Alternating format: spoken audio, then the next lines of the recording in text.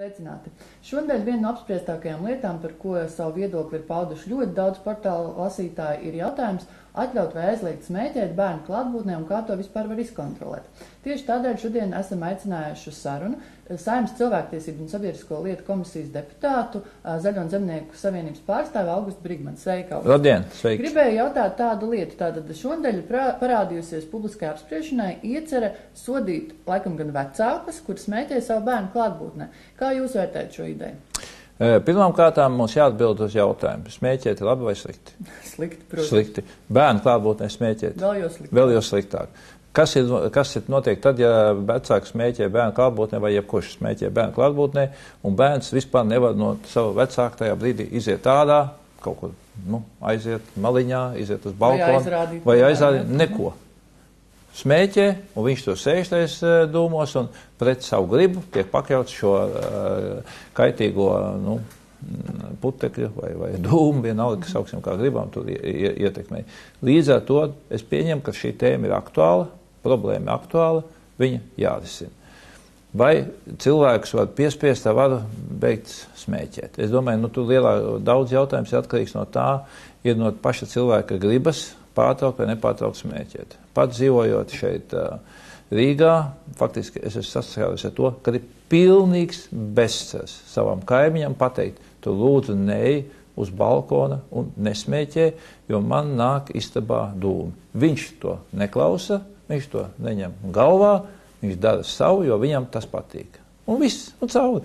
Līdz ar to gan teiksim, konkrēti šajā situācijā būtu es, citā situācijā kā cits cilvēks, ir tajā brīdī pakļauts tam brīdim, ka faktiski pēc savu gribu netur arī logu atvērt vaļā, netur bērni, kas varbūt pie manis atbrauc mazbērnu ciemā, viņi visu laiku ir spiesti, sēdēt šajā istabā, labākā gadījumā iziet ārā un kaut kādā veidā, teiksim, izvairīties no šos ietekmi, ko kāds cits te uzspiež pret tavu paša gribu. Bet lielākais jautājums tur ir tāda, nav jau runa laikam par to, labi vai slikti ir smēķēt. Tas ir slikti. Galvenā diskusijas tēma, ko arī portāla lasītāji norādīja, kā to vispār ir iespējams kontrolēt, turklāt, kā ir domāts definēt kriminālu atbildību. Es piekrītu, ka šis jautājums ir sarežģīts, viņš nav tik vienkārši, un arī komisijā par to tēmu runāja, bet man vēl saprotam to, ka šis jautājums vēl absolūti nav pieņemts. Viņš ir tikai pašā diskusijas sākumā, un es pieņemu, ka Saeimā par to būs ļoti liela diskusija, un šo jautājumu ļoti precīzi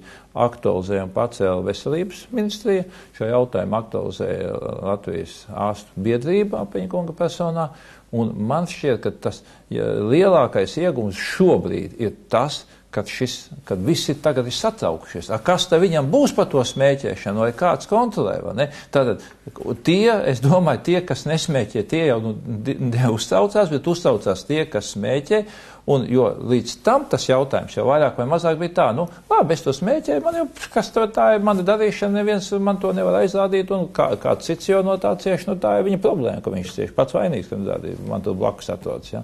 Bērns to nevar izvēlēties.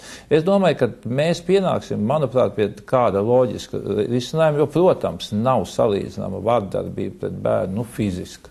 Pasarg Dievs seksuāli. Tas ietekme, protams, man šķiet ir daudz augstākā pakāpē, kā runājot par šo smēķēšanas. Bet, lai mēs vispār varētu šai tēmai pieķerties, ir vajadzīgs sarunu objekts, un man liekas uzstādījums pat visaugstākajā līmenī, ka tas ir nepareizi, ka tas ir slikti, ka kaut kas ir jādara. Un likt saprast tiem cilvēkiem, kas līdz tai lietai neaizdomājās, un kas ir šie smēķētāji, ka, varbūt, ka viņus tad dabūs ciet. Bet vai jums, diskutējot par šo jautājumu komisijā, bija vismaz aptuvena vīzija, cik liels sods? Tur negāja, protams, ne runa ne par sodu. Apmēram, vai tur pasaka Dievs ne par gadiem, ne par naudas sodiem, ne par kādiem citiem. Par tādu lietu negāja runa. Es pieņemu, ka šis jautājums šajā brīdī tika ļoti precīzi veselības ministrija šo situāciju raksturoja skaitļiem, cik šie smēķēšanas ieteikti, cik viņi kaitīgi, un kā tādu savu piemēru, kā pateica, kad faktiski viss ir izdarāms, Apiņa kungs pateica, agrāk jau pateica tā, restorānos sēž viss, pīpēja visi riņķi apkārtvenē, un tie, kas atnāk šai kafejnīcās vai restorānos, bija spiesti savu atpūtu pavadīt, citu cilvēku varbūt, teiksim, šīs pīpēšanas dēļ, viņu dūmu ietekmē, ja. Nu, tad tajā brīdī tā diskusija bija līdzīga. Nu, neko tu nevar izkontrolēt, neko tu nevar darīt. Jā, visiem, bet ievies un visiem šķiet, ka tā ir 100 gadus. Jā, ka tā ir 100 gadus. Es domāju, ka šī situācija ir tādā pašā līmenī. Manuprāt, šeit, nu, cilvēki, protams, ir satraukušies uzreiz jau domājot kriminālu atbildību, šos bargos sodus un pāries. Un tas ir tas skarbais jautājums. Bet es domāju, ka šeit vairāk ir jautājums aizdomāties par to, nu, ka tie, nu, kas ir tie pīpētāji, nu, lai viņi iet un atdod savu iespēju šo pīpēšanu netikumu realizēt, ja viņiem tā vēlme ir un ja viņi paši no tā netiek galā, bet neuzspiest viņu, neuzspiest citiem, nu, viņu to baudīt, jā. Un ja ir reizes un vietas, kad viņiem šo aizrāda un pasaka, tomēr es esmu te blakus tev un es nekur nevaru dēties, un ne, nu, tad, protams, tev ir jāpiekāpjas, man vēl jau vairāk sava bērna priekšā, un to pīpēšanu, teiksim, iznest varbūt kādā citā vietā. Protams, tur ir ļoti daudz nianses, un to tiek apspēlēts daudz, un faktiski visdažādākās argumentācijas, nu, kas tur ir, ka cits pīpē, ka vecāki nepīpē, un tā tālāk. Tur ir entās nianses. Es domāju, ka šis jautājums jau nenotiksies tā ļoti liels steigums. Acīm redzot, izskatās, ka diskusijas varētu būt lielas, jo principā par smēķēšanu varētu būt katram deputātam viedoklis. Jā. Tieši tikpat, manuprāt, dedzīgas diskusijas šobrīd Saeimā notiek arī par jautājumu, kas tad ir enerģijas dzērieni un vai jauniešiem līdz 18 gadu vecumam viņi būtu jātirgo.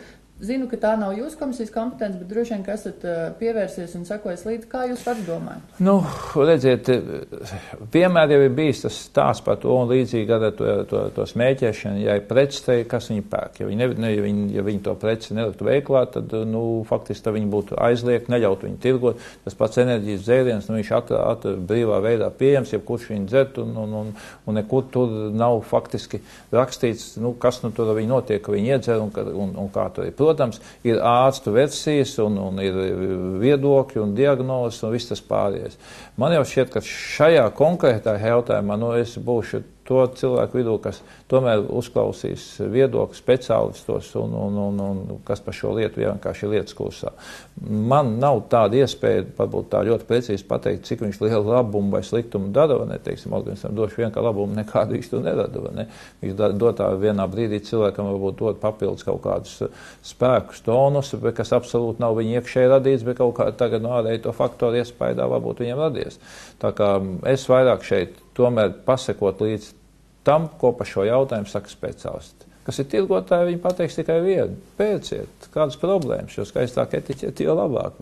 Bet nu, cilvēkiem, kas varbūt ir neitrāli šajā jautājumā, to viedokli, manuprāt, derētu ieklausīties. Labi, teikšu paldies, ka atradāt laiku un uz tikšanos.